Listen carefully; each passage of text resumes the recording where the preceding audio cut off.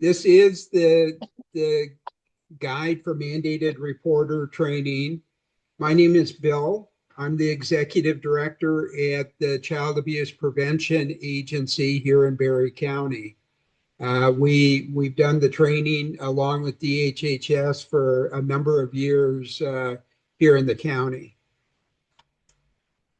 So some of the things that you should have received in the email going out to you was a PDF copy of the guide for mandated reporters.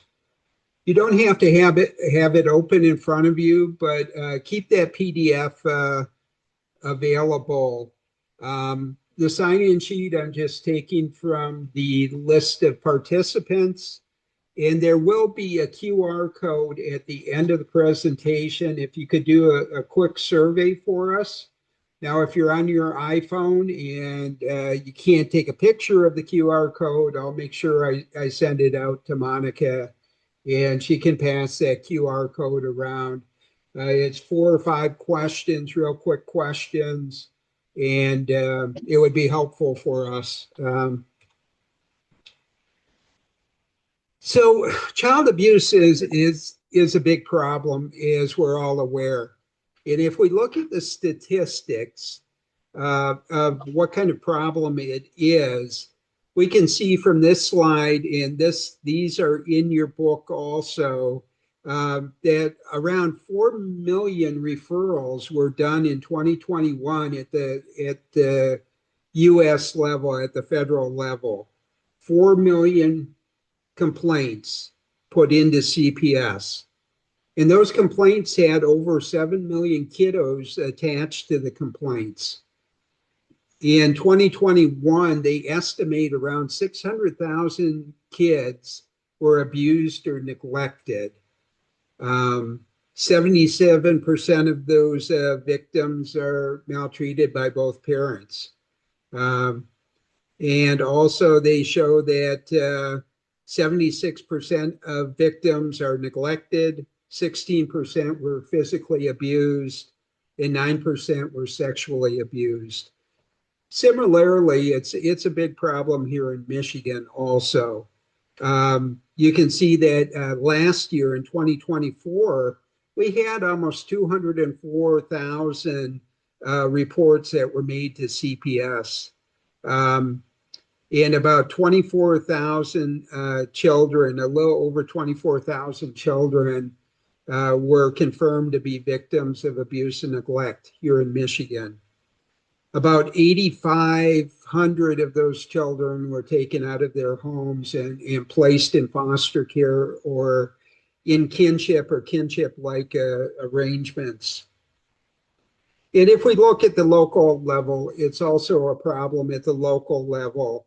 In 2024, we saw about 1,500 children were in complaints just here in Barry County, a very small rural county. 1,500 kids were in complaints that went to CPS. Now, we did only have 100 children that were confirmed to be victims of abuse and neglect. Doesn't seem like a lot, but that's 100 of our kiddos here in the county that were harmed. And 22 of those kids were placed in out-of-home care, either foster care or kinship care. So where does the idea of having to report, the mandated reporter, come from? And it's really the Child Abuse Prevention and Treatment Act of, it's back in the 70s that this was put out. It's a federal law, and it kind of defines at a federal level what abuse is and child prevention or child abuse prevention is. And it told all the states that they had to define what child abuse and neglect was. And they had to set up laws like the mandated reporter laws that happened throughout the country. Michigan put into law Public Act 238 of 1975. And that really kind of outlines the definition of what abuse and neglect is, but also identifies mandated reporters, who they are, what they need to do, and what happens if they fail to report. So if you ever want to look at the actual language of the law, you can go to that Public Act 238 of 1975. So it identifies a wide range of employees and professions that are considered mandated reporters by the law. Now, I'm sure that CASA and Monica, I don't know, this might be a question for you, but sometimes when people aren't legal mandated reporters, agencies treat them as that in their policies. So is that the way that CASA looks at it or not? Our volunteers are mandated reporters in their role as CASA. If they're Okay. doing something as CASA and they see something, they are. Okay. If you're in your everyday life, that depends on you and your job and what else you have going on. Okay. Thank you. On page 7 of your book and on this slide is a list of professions that are specifically pointed out in the law. So the people on this list, now if you're one of these professions and you're also a CASA worker, it would not matter whether you were doing CASA business or not. A mandated reporter is a mandated reporter 24/7. So you can take a look at this list. It covers therapists, counselors, police officers, members of the clergy, doctors, dentists, etc. So those are the people that are mandated to report by law. So why does it matter if we make reports about child abuse or neglect, suspected abuse or neglect? You might be the only one that notices that a kiddo is in trouble. Sometimes we get busy in our lives and a lot of people don't notice the small things. And it could be a small thing that kind of points to this kid is in trouble. Reporting protects just more than just that one child. You saw those complaints at a federal level that had, so many complaints, but it included over 7 million kids. So that one complaint could protect 1 to 12 kids. We've had cases here in Barry County that CASA has been involved in the past where there's a large number of children in cases. So that one report you do could really protect a lot of people. That impact of abuse and that trauma, if it continues on, can really impact that kiddo for a lifetime.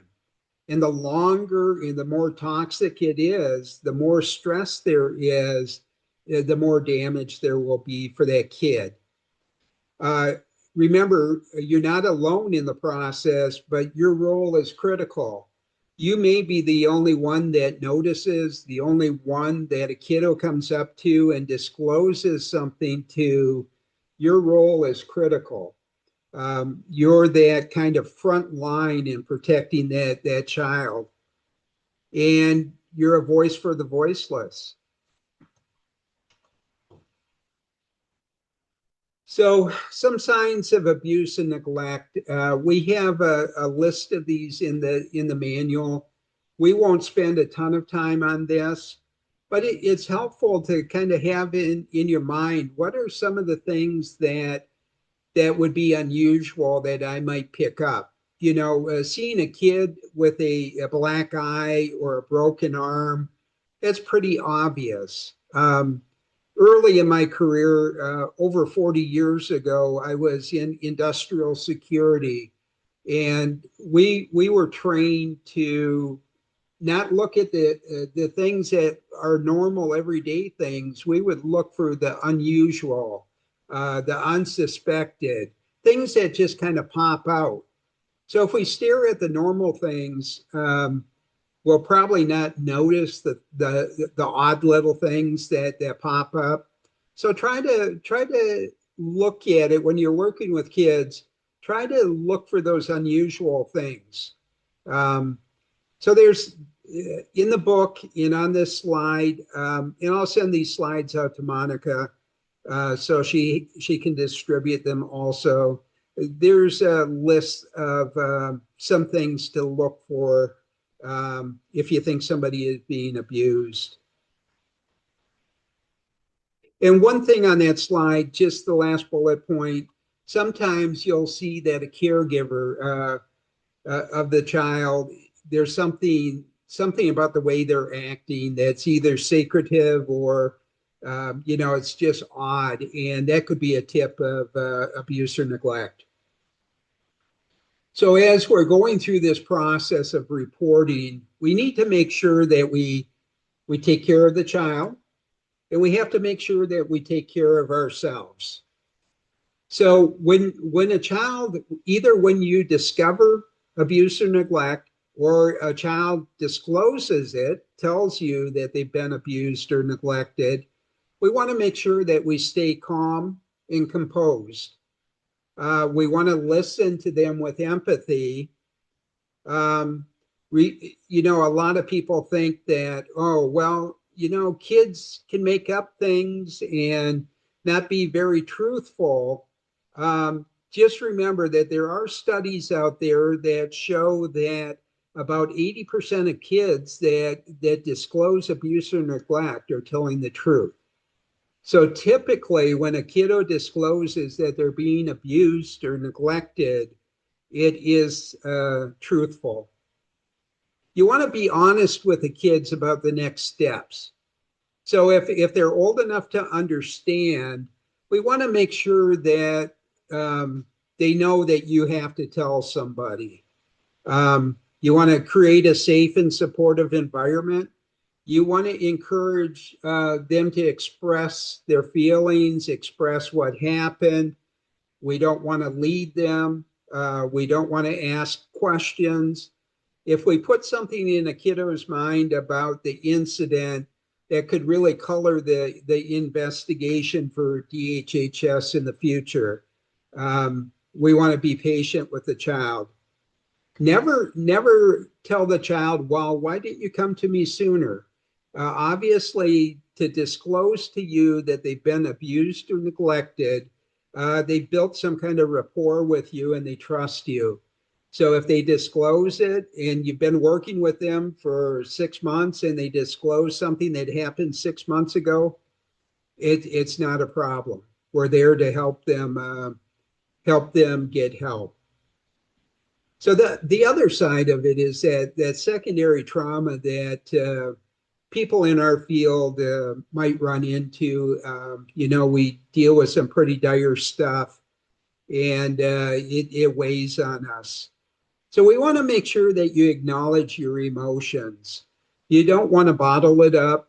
You don't want to forget about it. You want to talk about it. So don't shoulder it alone. Talk to your supervisor at CASA.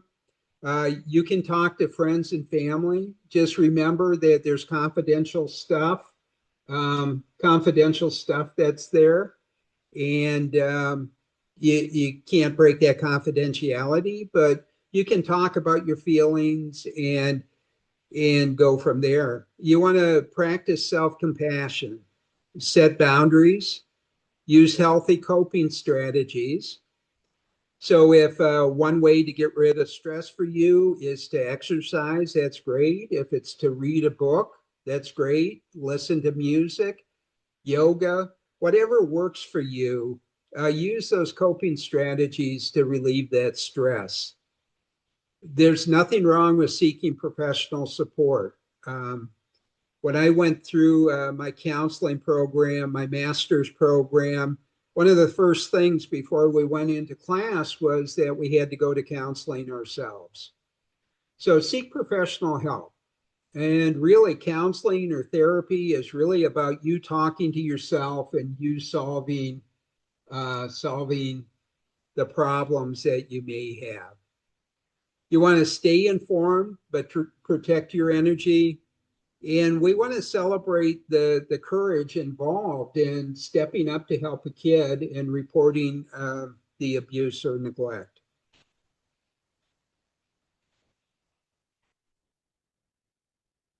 So the state of Michigan wants us to talk briefly about disproportionality and disparity.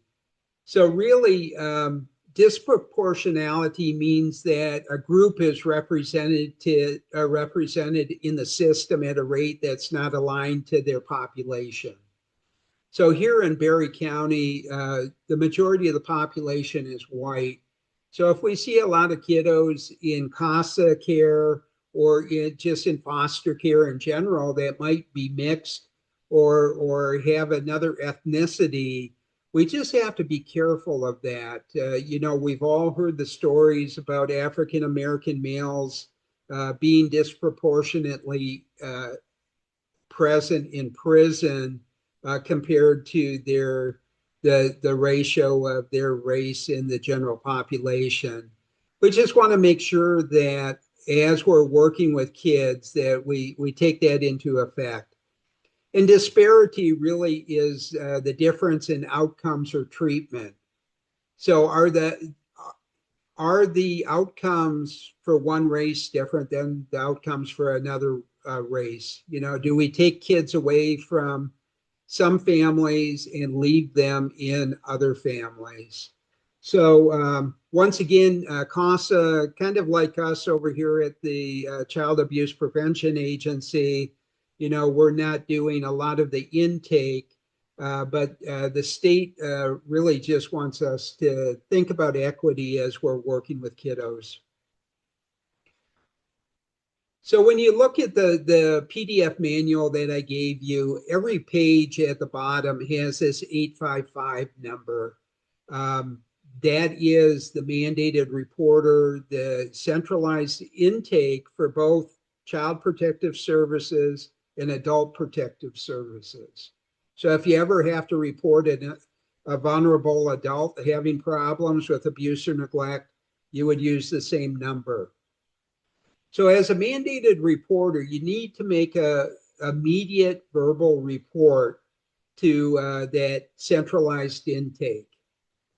After that, you need to follow up with a DHS 3200 report form within 3 days, so 72 hours. And the newest form came out, I believe, last year, and it does have at the bottom of it that all older forms are obsolete, which means that they probably would not accept an older form. So you might want to, if you're using the paper forms, you might want to look to make sure you have the right one. And the right one is in that PDF file that I sent you. You can find a fillable one online at the state website. So we fill out the written report, and then we fax it, or you can email it. And in the manual, there's or on the form, there's email address that you can send it to. There's 4 elements that centralized intake looks at. Doesn't matter for us. We're just reporting suspected abuse. We don't have to be like CPS that has to meet a kind of a 51% to substantiate. We don't have to be like a court that convicts people beyond a reasonable doubt. We just have to suspect abuse or neglect and then report it. So there is access to an online reporting system that you don't have to make the call and you don't have to send in a paper report. You can easily attach pictures. Let's say if you're working with a kiddo and they show up and have bruises, if your agency allows pictures to be taken to document that, you can attach things to the online report. There's a page in the manual that explains where to go on the internet to get connected. But a lot of professionals and mandated reporters find that it's easier to do that than to make the call and then send in a written report. One thing to remember is that whether you're using one system or another, if a child is at danger, remember CPS is not an emergent kind of process. You should, if a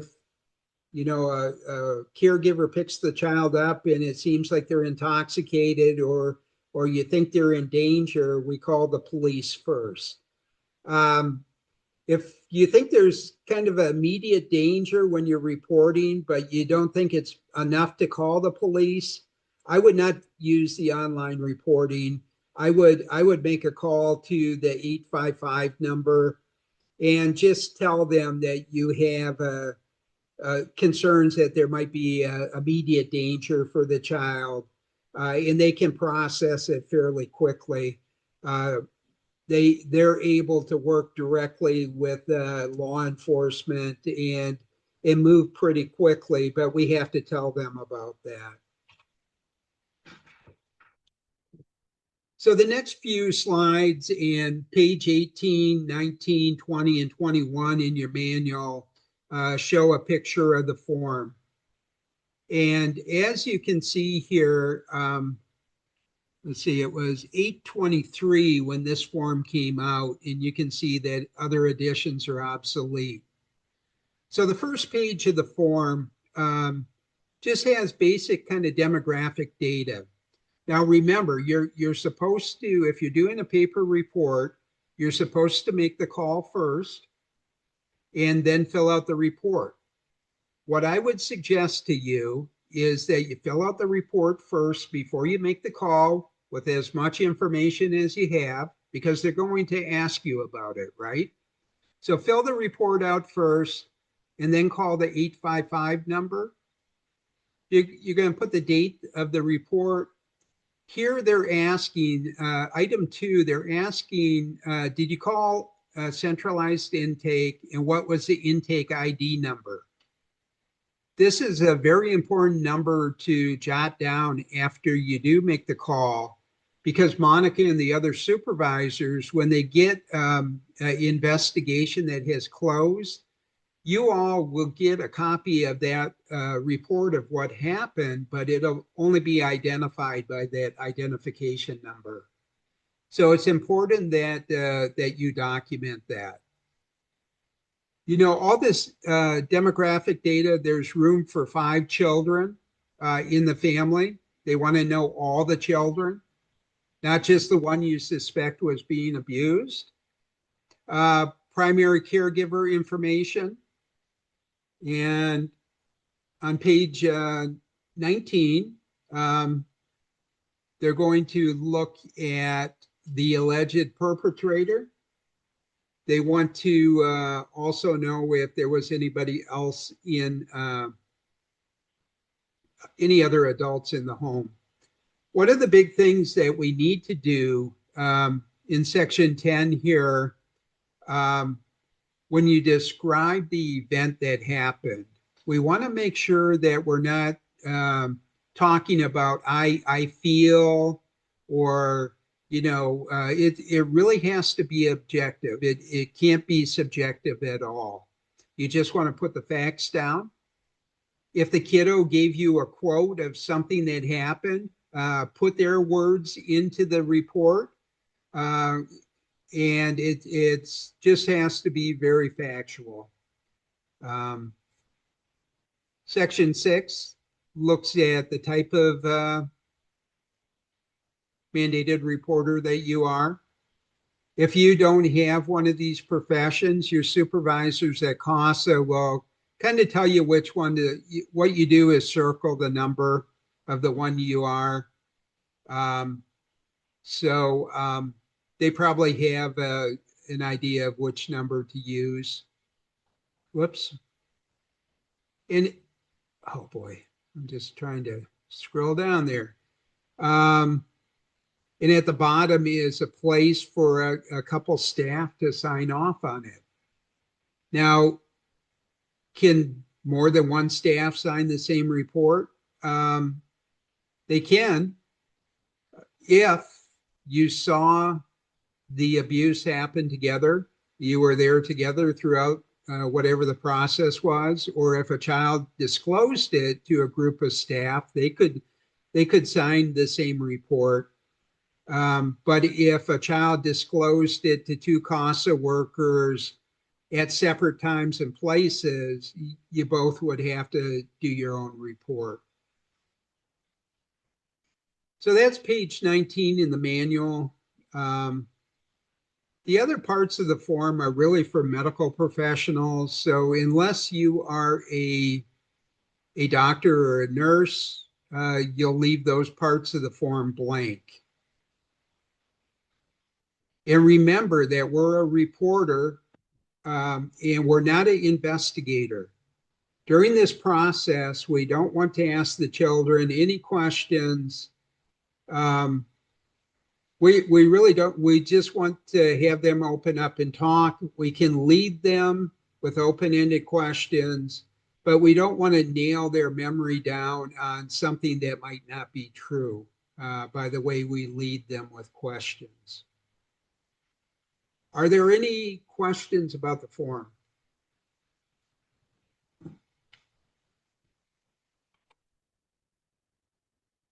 So just remember that filing this report, you're working with families that are already in a stressful situation. So this filing a report is going to be even more stressful to the family, and it's going to be stressful to you. So you may have doubts, what's it going to do to the relationship that I might have with the family? And we just want to make sure that the family understands that you're doing your job. You're required to report. And just, you're really not saying anybody's being bad parents. You're not accusing them of anything. You're just protecting the child. And that's the concern that we should put forward. If you think that a kiddo is going to get in trouble because you filed a report that they're going to be retaliated on by the abuser, make sure that when you're talking to centralized intake, that's that immediate, you think there might be some immediate harm in the future for that kiddo. That's where you call and talk to centralized intake and make sure they know that. So really, by filing the report, you enable DHHS to use their prevention team to refer people out to providers such as the Family Support Center for parent education and other supports. It may be an issue where they need some concrete supports like diapers or transportation vouchers or food or housing. And by making that report, we start the process of finding out what the family needs and trying to help the family come back together. As you could see, very few kiddos here in Barry County are removed from their families. So really, getting CPS involved is looking to get the family help and not really remove children from the home.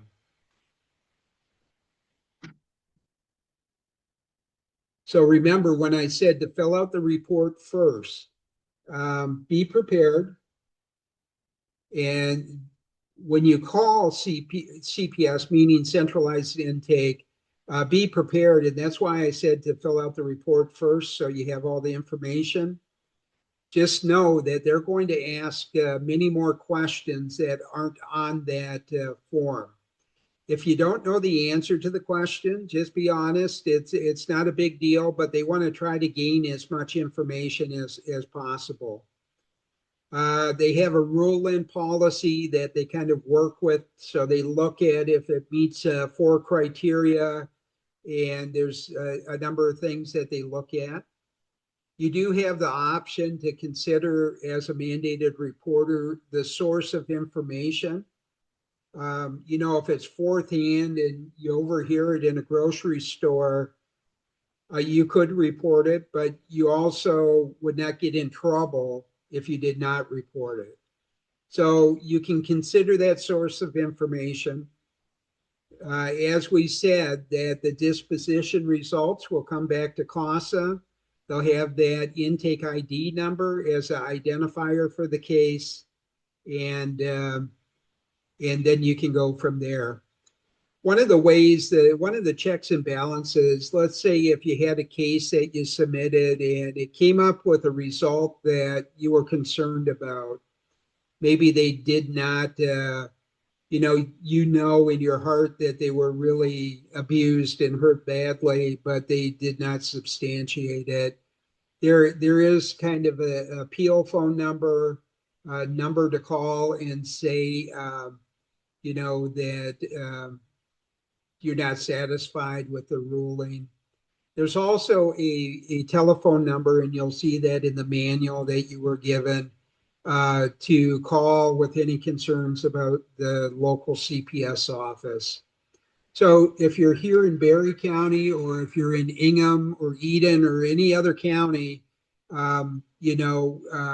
you can use those numbers as kind of a check and balance on the CPS system.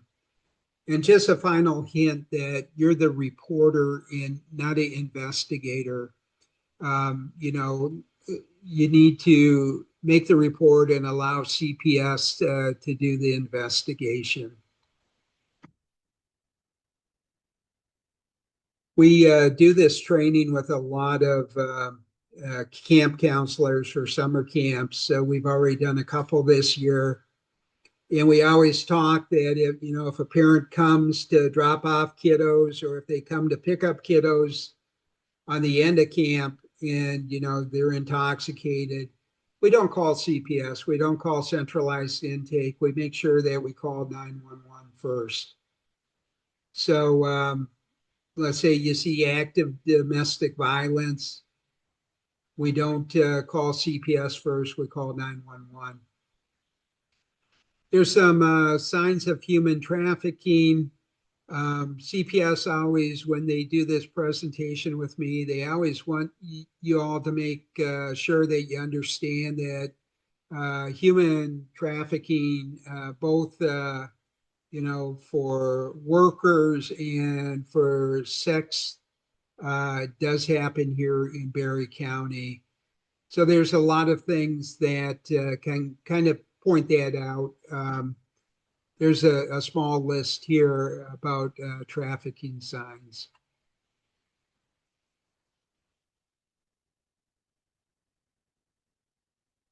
So you'll get a copy of these slides. This is a workflow of how a CPS investigation goes.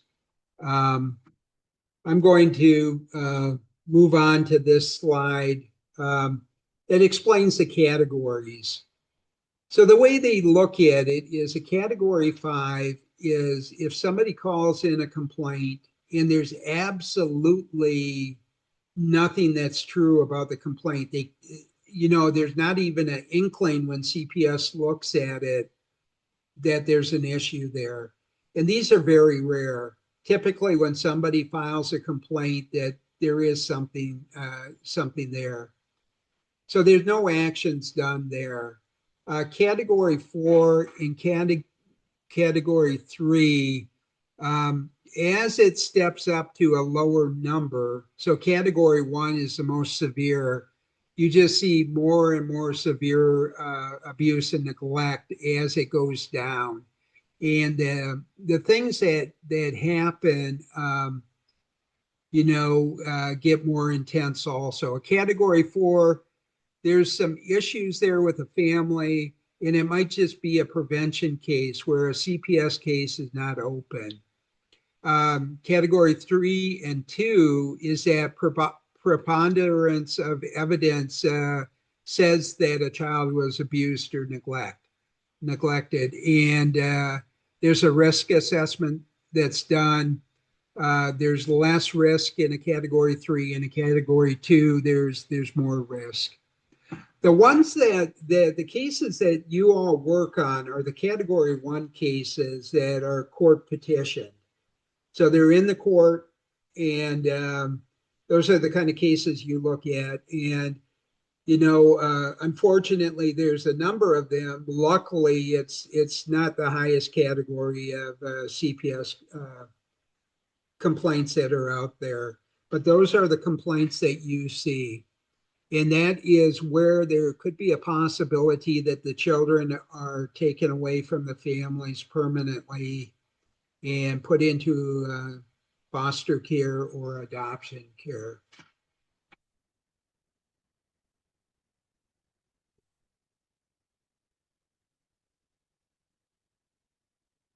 So about a year ago, or a year and a few months ago, DHHS kind of redefined some of the language of what they call abuse and neglect.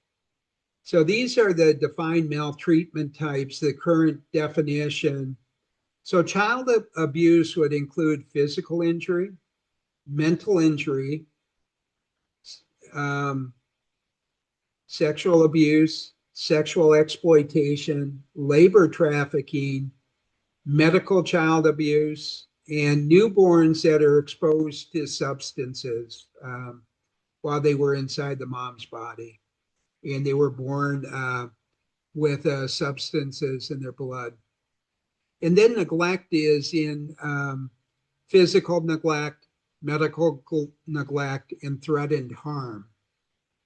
So if there's a threat of harm for anything around the kiddos, this was added to kind of shore up some of the things that were not covered in the child protection law before.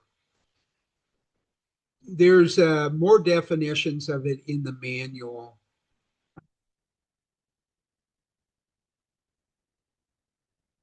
So really, how you can help is if you're a mandated reporter at work, then make sure that you report.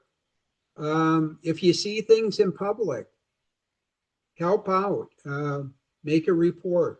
If you know a family and they're having some difficulty and there might be abuse or neglect, make a complaint to the centralized intake.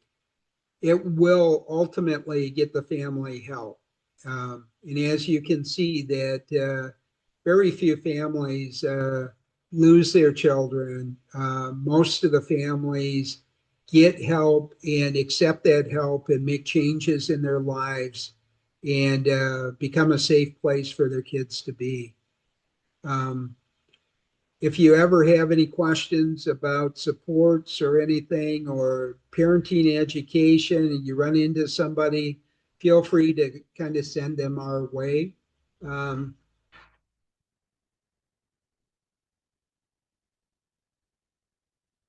that's the presentation. Was there any questions? I have a clarifying question. Can you hear me? Yeah, I can, Monique. Okay, sorry, I'm driving. Just want to make That's sure. all right. Earlier you spoke about if my supervisor, for example, and myself were making a report, we Yeah, would have to make those separately if there was two separate interactions. that's correct. I just wanted to clarify on that on an example that I've experienced. So there, on one of my cases, I had foster parents and teacher had made a report regarding the same situation that I was then made aware of directly through the child. But since the reports had already been made multiple times on the same topic, I was told that I did not have to make a report. Is that accurate? I would probably call the centralized intake and they will tell you if there was a report made. So if you're calling about a case and it's been reported a number of times, they will identify that to you. They may still take your information. I think the best practice, Monique, is really to make the report. Okay. So the thing, the thing you have to remember as a mandated reporter, if you didn't make that report and let's say something happened to that kiddo, you could get jail time or a fine for failure to report. Mm-hmm. So you want to make sure you protect yourself. Absolutely. Is there? That was helpful. Thank you. You're welcome, Monique. Any other questions? The QR code is there, and as I said, I'll send the slides out. So Monica will send them around to the people that attended. And if you could just scan that QR code and answer those 4 or 5 questions, I'd appreciate it.